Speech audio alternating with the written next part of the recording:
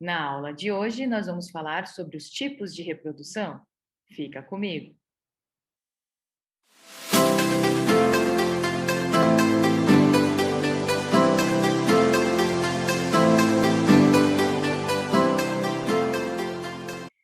Olá, aluno, olá, aluna. Se você ainda não se inscreveu no meu canal, não se preocupe.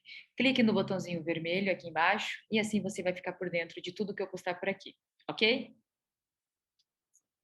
Hoje nós vamos falar de alguns tipos de reprodução. Então vamos observar essa imagem e começar a entender um pouquinho mais sobre ela. Nós estamos falando de reprodução. E reprodução, na verdade, é o quê?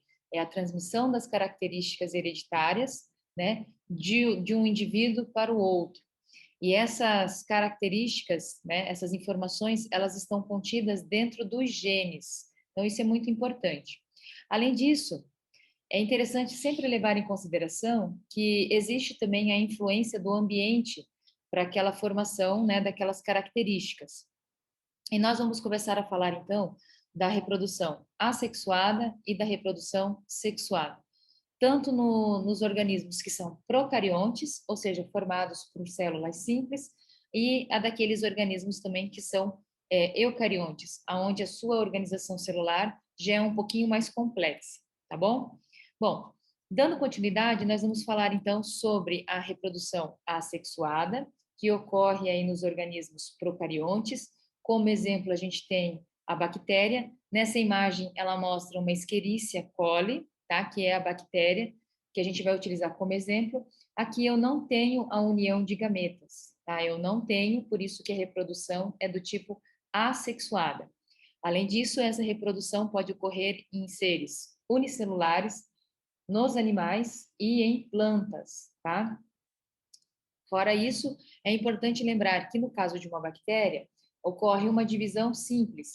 Então, eu saio da minha célula inicial, eu tenho o meu material genético, ele é duplicado, e depois de ser duplicado, então, a célula se divide em duas, dando origem a duas células filhas. Desta forma, então, a gente tem o surgimento de clones. Essas células, as células filhas, elas são idênticas à célula inicial ou a célula mãe, né? Dependendo do autor, a gente pode encontrar essa nomenclatura. É importante lembrar também que esta reprodução ela é simples e ela ocorre de forma rápida, ela não exige muito do indivíduo, né? Bom, assim como tem então nas bactérias, né? Nós temos a reprodução assexuada. Algumas bactérias utilizam um recurso diferente chamado de conjugação, que é essa união dessas bactérias para que ocorra o quê? A troca do material genético. Uma vez trocado o material genético desta bactéria para esta bactéria, elas vão se separar e aí elas vão sofrer a divisão. Mas é importante que isso aqui contribui para a reprodução, por exemplo, daquelas bactérias que são resistentes a antibióticos. Então, quando a gente está com uma doença que é provocada por uma bactéria, é sempre importante a gente acompanhar as prescrições que os médicos nos orientam, né, e saber exatamente qual é o tempo, né, que a gente precisa tomar de antibiótico, que seja um tempo suficiente para que a gente possa eliminar o máximo de bactérias possível, sem que a gente crie, né, as superbactérias e que essas então se reproduzam, tá? Então isso é muito importante. Além das bactérias que eram indivíduos procariontes, nós vamos falar de protozoários. Os protozoários, como essa imagem mostra, é uma ameba, tá? Ela já é um indivíduo onde apresenta uma organização celular um pouquinho mais organizado, né, mais complexo, mais compartimentalizado, ou seja, tem compartimentos, né, específicos. Então nós chamamos de células eucariontes. O que acontece?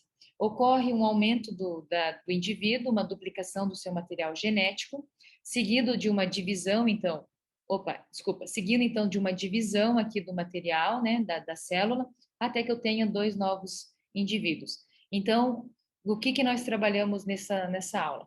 Que organismos procariontes e eucariontes, né, como as bactérias e como os protozoários, eles podem ter o tipo de reprodução assexuada.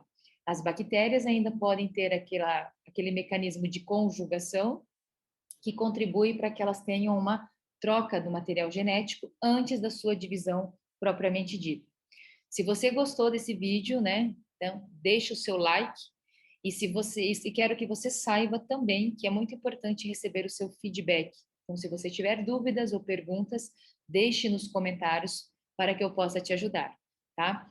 Espero você numa próxima oportunidade e bons estudos.